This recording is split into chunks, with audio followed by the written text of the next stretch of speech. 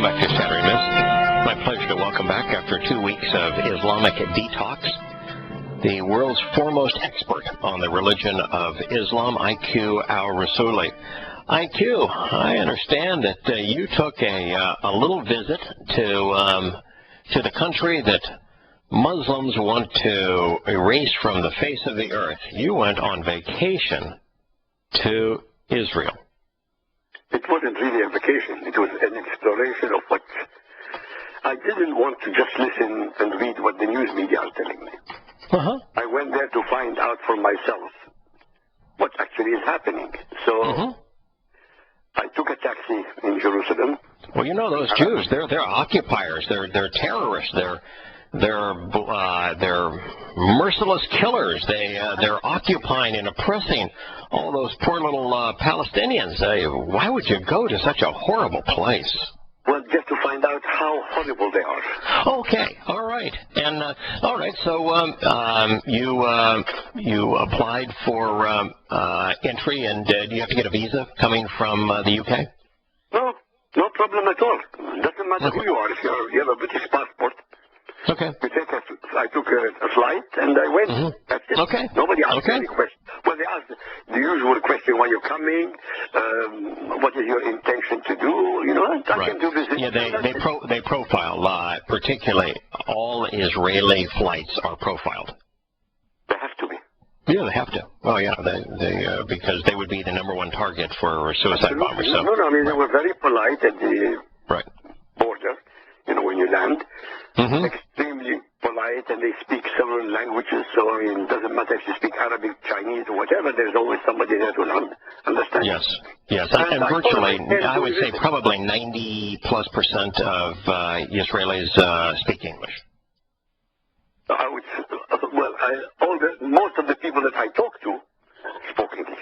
Yes. Only one or two, and they spoke German or Russian, but otherwise, almost all of them spoke English, yes. Yeah. There's a fair number of immigrants from Russia, and so in Russia at the time they did not teach English in school, so there's a lot of Russians that would have immigrated there that learned Hebrew but have not learned English. Okay. So, almost a million of them, by the way. Almost a million. Yeah, almost a million. Yeah, and a million out of 6.5 to 7 million. So that's a significant number. Correct. Yes. Yes. Okay. So you arrived, and they were very nice to you at the border. The passport control. Yeah. Yeah. Okay. And literally there was no problem whatsoever. Like anybody, if I go to America or go to Europe, there's no problem whatsoever. Although they show that in my passport I was born in Iraq. I mean, they knew that. Okay, and it made no difference to them. That's it. Oh, okay. So I went to Jerusalem from Tel Aviv. Now, by the way, if you were going to Iraq and at passport office saw that you were born in Israel, would that be a problem? I don't think it would happen.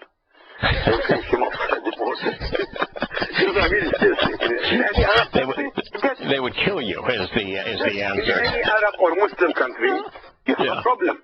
Yeah. So the Jews were accepting, where the Muslims are the antithesis of accepting. They'd kill you. Not only me. I mean, Muslims are the enemies of every human being who is not a Muslim. That's correct. And I would like Americans and people who are listening to understand that Muslims are not anti-America. They're not anti-Israel. They're not anti-Jews. They're anti-every human being who is not a Muslim. That's what Sharia teaches them.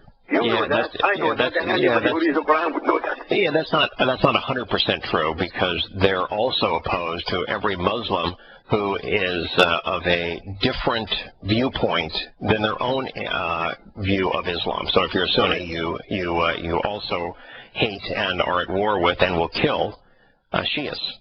Believe me, a Shia going to Pakistan will have a problem. Yeah. A Shia going to Pakistan will have a problem. A very serious problem. But I didn't. Okay, so all right, so you go through it. Do you have friends in Israel, or were you there? Nobody. No. Okay. I went there I booked a flight. I booked a hotel. put my luggage in the hotel, then took a bus to Jerusalem, and from Jerusalem I decided to take a taxi with an Arab Israeli driver. Okay. On purpose. Okay. So that I have literally the point of view of the oppressed people. Yes, of course. But believe it or not, when I asked him, would you rather stay in Israel or go to the Palestinian territories, he didn't bat an eyelid. He said he wouldn't go to any of the Palestinian territories. Wow. Yeah, because life is impoverished there. They have no freedom there. Life is cheap there. Yeah, in 67 years of history of Israel, not a single Arab from Israel defected or decided to go outside of Israel to any Arab country. Yeah. You know that? Yeah, that's pretty amazing. That's pretty amazing. Yeah. Hundreds of thousands came into Israel for marriage and whatsoever, or for work, but not one of them left Israel to go to the Palestinian territories because they know they have no future there. Right.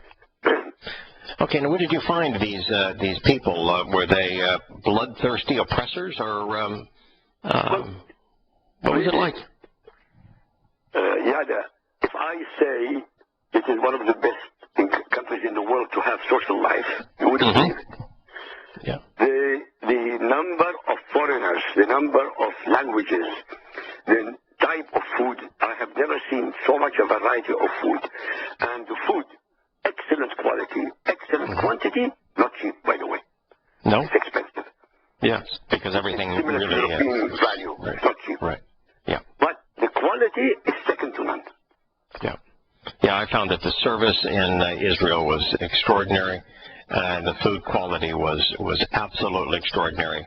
And I happen to like the everything associated with Israeli food. So I mean, I ate almost exclusively the local cuisine, but you can get French, Italian, Japanese, Chinese, but you can get anything you want. I ate Middle Eastern food, literally, Israeli or Arab, but definitely Middle Eastern. Yes. Now, what I found is amazing. The construction in Jerusalem, I've never seen anything like it. By the way, you made sure that you were only eating halal, though, didn't you? No. I made sure I ate. Forget about halal. No, I didn't. I get a kick out of halal because Yahowah in the book of Isaiah tells us that Satan's actual name is halal. Is it? Oh yes, absolutely. Yeah, twice in Isaiah. The only two places where Satan is given a name, because Satan is Hasatan. It means the adversary in Hebrew. Hasatan is only ascribed a name once. He's ascribed the title of the Lord many times, Baal, but he's only given a name once in one book, and it's twice in the book of Isaiah, and his name is Halal. Halal. Yes. I wish the Arabs would know that.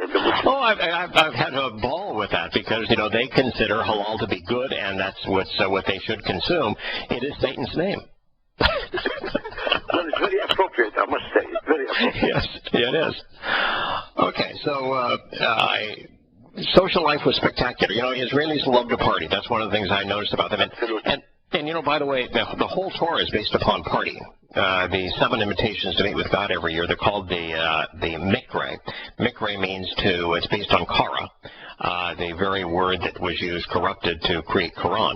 And Kara is an invitation to meet. And these are 7 chag, which are festival feasts. And so Yahowah's idea of how to spend time with the chosen people is to celebrate and to party. And what you found is that the Jews are partiers. Absolutely. And the most amazing thing in Jerusalem, and then in Tel Aviv when I went, Arab, Palestinian, so-called Palestinian, but they're Arab Israelis. Right. But they're all over the place. They are in the malls. They wear the hijab. They wear the Allah, what do you call it, necklaces and everything. And nobody even pays attention. What I'm getting at is they're part and parcel of the life of Israel. Yeah. Nobody, literally nobody pays any attention. Right. Yeah, in fact, it's amazing that when rather than taking the land away from the mythical people known as Palestinians today, when the Israelites returned to Israel in 1948, their first thing that they did was offer an olive branch, and they told all of the Arab Muslims living there that if you wish to stay, we want you to stay. We want you to be part of our country. We will make you full citizens. It's the only country in the world, certainly in the world of the Middle East, that gives people of a religion other than the majority equal status. Absolutely. No, really, this is stunning. I went to see the Kotel, which is the Wailing Wall. And then I went to the Holy Sepulchre. And then I went also to the Dome of the Rock. I went to the Holy Sepulchre. There was absolutely no problem. There were Christians from every single denomination you can possibly imagine, as well as non-Christians. They were checking, they want to visit, they want to see. Like myself. They went to the Kotel, absolutely no interruptions and no problem. I went to the Dome of the Rock, always a problem. Always a problem. Why are you here? Hey, don't ask me questions. Nothing to do with you. I'm entitled to come. The security allows me to come. Your security allows me to come. Don't ask me questions. But they wanted to know. I said, no. You don't have to know anything. I'm here visiting. All I want to see is to see what the Dome of the Rock is all about. And then he started telling me that was where Muhammad flew from to the 7th heaven. I know exactly what that is. Yes. Yes, of course. It's the Dome of the Hoofy print. And the first stop along the way was hell, according to Muhammad. That's where he saw the women hanging by their breasts because they didn't respect all of the good things that their husbands had given them. Absolutely, yeah. So really, I find even in the market of the Muslims, the Arab, the small alleyways and everything, the Israelis transformed it because they showed me pictures before Israel went in, and now it is spotless. It's clean. They have covers. They put air conditioning. Well, not air conditioning. The fans and everything. All the shops are beautifully done. Go ahead. It was not very, very safe. I didn't feel comfortable. I'll continue after the break. Okay, I'm looking forward to it. We're getting a travel log of Israel from the world's foremost expert on the religion of Islam. What a unique perspective. We'll be back after the commercial break. Provide us with a very interesting eyewitness account of his voyage through Israel. So, IQ, you were in Tel Aviv, and one of the things you noticed is that Muslims, even in religious gear, treated just like everyone else. I mean, it wasn't a matter of treatment. They were part and parcel of the society. Yeah. I mean, there was no discrimination whatsoever. And funnily enough, by the way, if you're a member of of Christianity in Iraq today, are you discriminated against? I don't think they exist anymore. I'm not kidding. Yeah, they don't exist anymore. And their daughters were hauled off as sex slaves, weren't they? Absolutely. Yeah. No. Yeah. How about Zoroastrians in Iraq? Same thing, right? Same thing. Exactly the same thing. Fathers murdered, women raped, children enslaved. Yeah. So that's the comparison here. When I asked the Palestinian driver, or so-called the Arab driver, what do you feel? I mean, because he knew. I told him I came from Iraq. I told him I speak Arabic. I spoke to him in Arabic, and, which made him feel much more relaxed, obviously. And I asked him, what do you feel? He said, look, we live here. It's excellent. It's society, but we are not free. I said, but you are not free if you go to the Palestinian territory. Funnily enough, he said, it's my people. Well, he doesn't have a people, really. The Palestinians are... He doesn't have people, right. He doesn't have a people. Yeah, right. And yet, no matter what Israel does for them, they still don't feel loyal. And they will never be loyal. Right. Ironically, I met Christians, you go to a pub in there, and you can socialize, especially if you're a foreigner visiting. You start a chat, and they will find out that you just came to visit. They will open up. And many of the young Christians in Israel have started to say that we are not Arabs. We are Christian Israelis, which is a remarkable phenomenon. Yeah, you know what? That's really hard for them because Christianity is so anti-Israel and anti-Jew. But think just for a moment. You know that in 1948, you know what percentage of Israel was Christian? No. A little over 20%. You know what percentage is Christian today? Not Israel, you mean Palestinians? No, I'm just talking about what percentage of Israeli citizens were, what percentage of the place that we now call Israel, what percentage of the population was Christian in 1948? The answer is 20%. What percentage of the population is Christian today? I don't know. Between 1 and 2%. In Israel, you mean they have reduced them? Why? It's same reason, because a huge percentage of them were Arab. They were living in the Palestinian-controlled territories, and they were harassed and driven away. That's what I meant. The ones in the Palestinian territories, they don't exist anymore. Yeah, they don't exist anymore. Bethlehem, when Israel controlled Bethlehem after 1967, 85% of the population was Christian. Today it's less than 10%. That's right. Yeah. I've been there, and it's almost exclusively Islamic. Bethlehem is a hellhole. It is one of the most dangerous, depressing places on earth. Correct. No, I mean, it was an eye-opener, because what we read in the news, what they show us in the news, they show you only the bad things. They never show you the good things. Jerusalem is on hills. It's built on hills. And what they have built is amazing. The roads are amazing. The tunnels. You know, those hills are Mount Moriah, which means to revere Yah, the Mount of Olives, which is a metaphor for spirit, and Zion. Zion means signpost along the way in Hebrew. Right. Okay. All right. Yeah, so to be a Zionist, for example, is to be in favor of the signs that Yahowah placed on the way home. Okay. That's what Zion means. Yeah. Okay, so it's a beautiful city set on hills, right? And a huge percentage of the city is actually decked out in limestone, so it kind of glistens and it's white. Correct. Everything is made of the same stone. It's really, really remarkable. They have pretty in that limestone. It's gorgeous. Trees. Israel plants more trees than any nation on the planet. Right. They literally... And they have to, because the Romans salted the land. When the Romans pulled out, they salted the place. So, so much died there that it's only because the Israelis have replanted the place that it thrives today. Wow. And did you go to the dome of the scroll?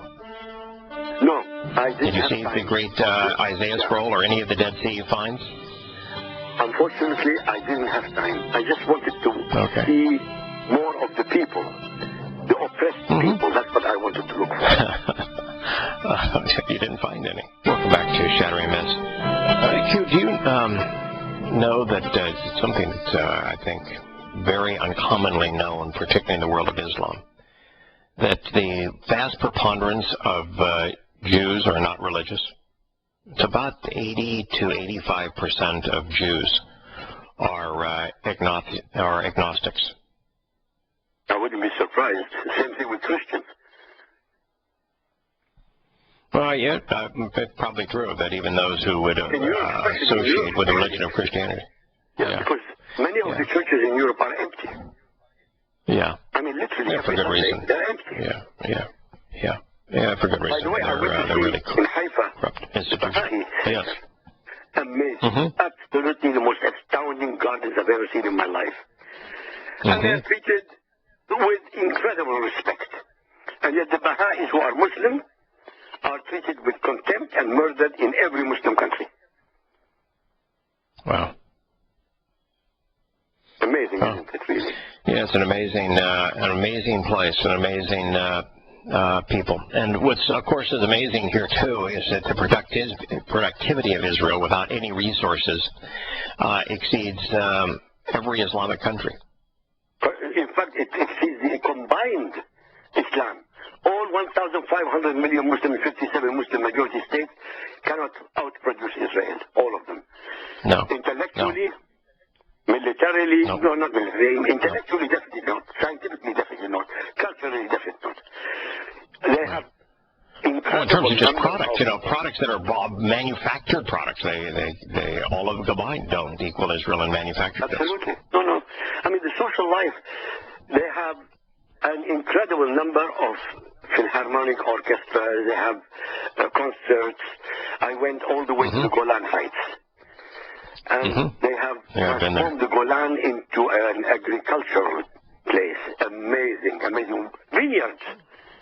They have vineyards producing excellent quality wine, by the way.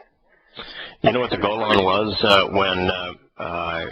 before 1974? What was the Golan used for, do you know? Before 1974? Why? Before 1967. It was used to destroy Israel. It was used to lob artillery shells down into Galilee. That's exactly what so it was every day from the Golan. It was to lob artillery shells. It was in the Yom Kippur War that Israel was out tanked about 30 or 40 to 1 with vastly inferior equipment, and of course the Syrians had attacked them by surprise and outgunning them, 30 or 40 to 1, outmanning them 100 to 1, and with the element of surprise, and with vastly superior Russian equipment, the Israelis won the most one-sided tank war in human history. Yes. Yeah, the Battle of the Golan in the Yom Kippur War is the single most lopsided victory of a underdog against an outmatched, an overmatched superior. And we always think of what happened with the Spartans holding off the Persians in Gallipoli and the 300, but the Spartans lost. Here, the odds were the same, even worse on the side of the Israelis, and yet they won. They told me there was one guy, I think his name was Cohen. On one tank, he was able to stop 150 tanks. On one tank. He had one platoon. On one tank. He stopped 150 tanks from Syria. Literally, he saved the Golan. He saved the Golan, this guy. Right. It's just amazing. Yeah. He refused to retreat. That's the whole point. He refused to retreat. He stood his ground, and he kept on and on and on until all the ammunition was finished. But he stopped the progress of the Syrians completely. And the difficulty was that, of course, the battles began at night, and the Russian tanks that the Syrians were using had night vision, and the Israeli tanks did not. And on top of that, the Israeli tanks had grossly inferior firepower, grossly inferior armaments, and yet they prevailed. Now, if you were to compare that against the Shiite militias and the Shiite army of Iraq against the Islamic State, where now the Islamic State is one of the best armed nations, or whatever you want to call them, in the world today, because of the confiscated military hardware that was left by the retreating Shiites. Rather than standing and holding their ground, the Shiites just all turned tail and ran, didn't they? The Prime Minister of Iraq, this last one, he said in Mosul alone, 2,300 American Humvees were captured by ISIS. 2,300, each one of them is maybe $500,000. Right. Each one of these plus tanks, artillery, but what they captured in Mosul is small compared to what they just captured in the Anbar province. Yeah. It's an unbelievable situation. It really is. Unbelievable. Yeah. In fact, I should tell you, because I want to just get your comment on this, because James Clapper, who I think is the most disgusting man on the planet today, he is National Security Advisor for the United States. He came out and said that that the Islamic State now has deteriorated in terms of the numbers of fighters. Now, by the way, he said in beginning this year there were 20,000 of them, and now there are 30,000 of them, and yet he said that they have suffered attrition. And that our war against them is prevailing because we've killed 10,000 of them. Now, the math doesn't work, but remember when I told you that when America declared war on the Islamic State, that they would grow in size and capability and territory and in prestige? And that's what happened. What's happened? That's exactly what happened. Right. The leadership in America, the leadership in Europe, they are completely out of touch with reality. They are not willing. They are literally not willing to face fact and reality. The Americans keep saying that they are winning. And yet, ISIS has more territory today in Iraq and Syria and claiming more territory in Libya than ever before. And we're talking about countries the size of the whole of Western Europe. Libya is gigantic. Libya is gigantic. Iraq and Syria together are enormous. It's not small countries. And yet, the Obama administration keeps telling the world, we are winning. How is he winning shooting? Another report I received only a few days ago from America. 85% of sorties by American aircraft return without shooting anybody. Because they are told, if you have civilians around, don't do anything. Well, you can't, because ISIS goes among the civilians. Well, last time I checked, the Islamic State was comprised entirely of civilians. Thank you. But I didn't want to say that. Yeah, that's true. The Islamic State is comprised entirely of civilians. 100% of those America fought and killed in its invasion of Afghanistan and Iraq were civilians. We didn't shoot anybody in uniform. You heard that Just the reality of it. You heard that Aziz died? Yes. Tariq Aziz, the foreign minister of Iraq, the only Christian in the government. Right. He was a Christian in the government of Saddam Hussein. Right. He died. Oh, yeah, and he was one of the most wanted Americans. But what's interesting is that he went from Saddam Hussein to being a non-vital entity to actually working on behalf of and joining the Islamic State. Because what did the Islamic State do? It appealed to the Sunnis because the Shia in Iraq and the Shias from Iran were mass murdering them. And so when America armed and empowered the Shias in Iraq, they created the civil war by declaring war on Iraqi Sunnis. That's what happened. This is remarkable. Al-Maliki, he is and instead of putting the Shia and Sunnah of Iraq together, America helped him murder the Sunnis. Correct. And so to defend themselves, the Islamic State emerged as a defensive consequence to the Shia annihilation of Sunnis with American money and equipment. And now the equipment that America gave the Shias to murder Sunnis is in the hands of the Sunnis and being used against the Shia. And America now thinks that we're winning and that, you know what's being talked about in America is now putting boots on the ground, not to nation build, because they realize you can't nation build in Iraq anymore, but to defeat the Islamic State. Well, and you know that we gave 2,000 anti-tank missiles to the Shia militias this week.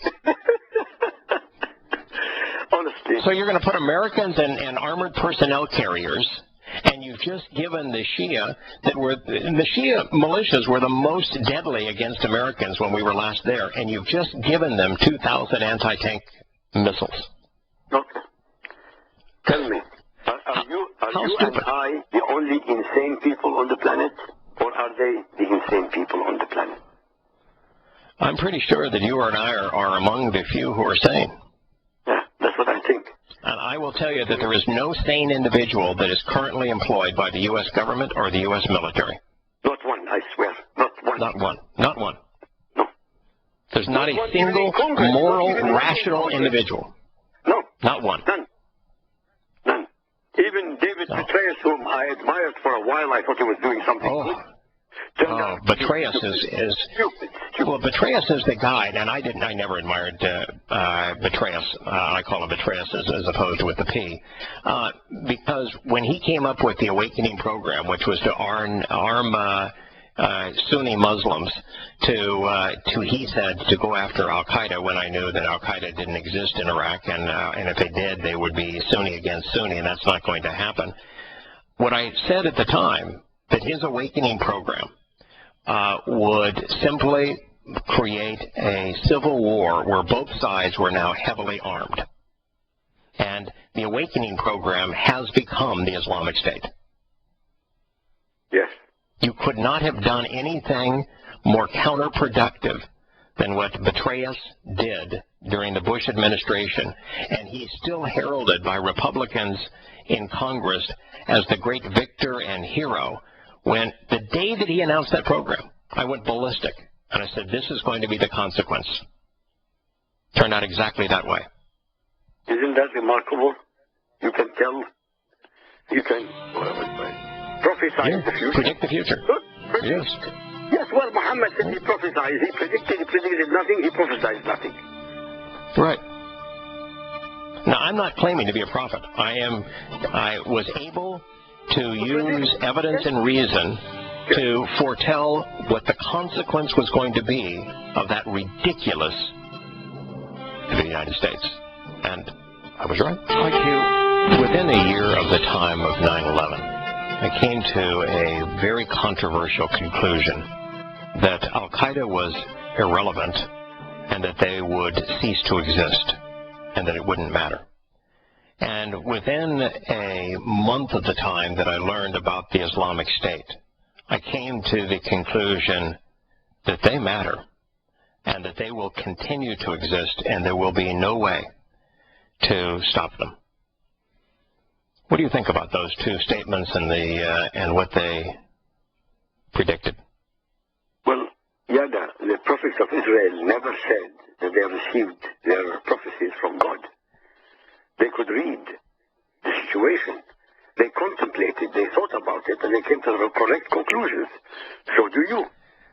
Actually, no. That part's really not true. Almost every one of the prophets, Yahowah speaks through them in first person. So almost all the prophecies are offered in first person. So whoever told you that was misled you there. Every one of the prophets, Yahowah speaks through them in first person. So they're not coming to the conclusions on their own. There's almost no conclusion that is offered by a prophet. So how did they anyway, it's very important. Because they predicted that? They didn't actually predict anything. Yahowah doesn't predict. Yahowah is as spirit he equates himself to light. As light, the past, present, and future exist simultaneously. If you were like light, if you were a spiritual being, you can witness the future at any time. And so Yahowah, as a spiritual being, is capable of seeing our future and reporting in our past what he has witnessed. So what he is providing through his prophets is what I would call future history. He's telling us what our decisions have led to.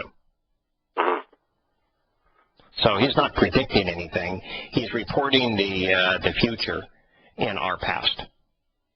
I think I have to read the prophets because I think we should probably chat a bit because I can guide you through them, particularly in Hebrew, with the tools that I think would really help in that regard.